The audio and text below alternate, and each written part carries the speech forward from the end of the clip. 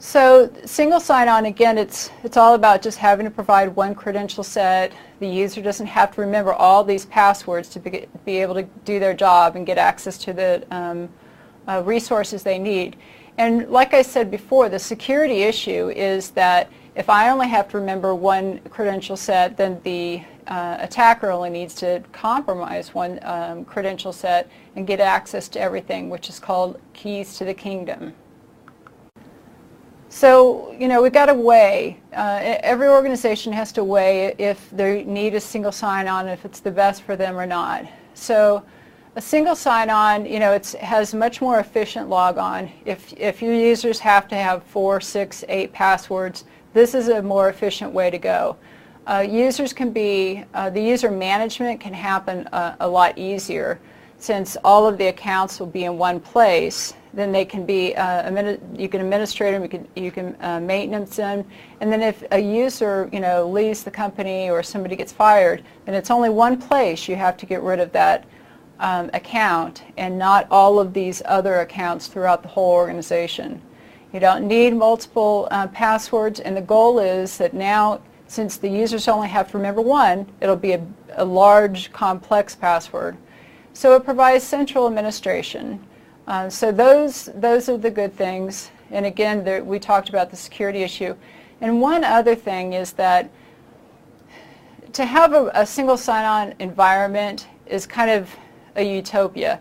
Most environments, you have maybe 80–85% of your resources that can plug in and be controlled by the single sign-on. But then you have legacy systems and legacy applications that can't communicate that way, and they have to be dealt with their management software. And the same thing is true for a lot of the identity management things that we talked about. There's legacy types of application or proprietary applications or legacy devices that don't always fit into the identity management protocols and software. So the first single sign-on technology we'll look at is directory services. And a directory service is something that works within a directory or within a database. So basically you have a database. They usually follow the X500 standard, and that's accessed through LDAP. And then you have the directory service. The directory service is managing all the objects listed in the directory. So it'll be managing the users and the resources and permissions and maybe certificates. So the directory service is managing all the user and resource information, and it's also network aware. It's a network aware service, which means that it knows and understands and communicates to the network devices and applications.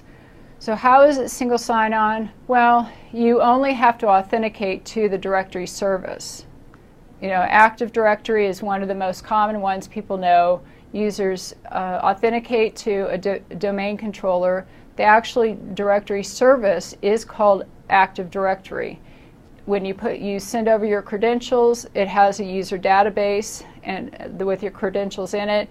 Once you're authenticated, then it's going to allow you to access other resources. You don't have to log in to access the file server and the print server, everything. It all happens through the directory service.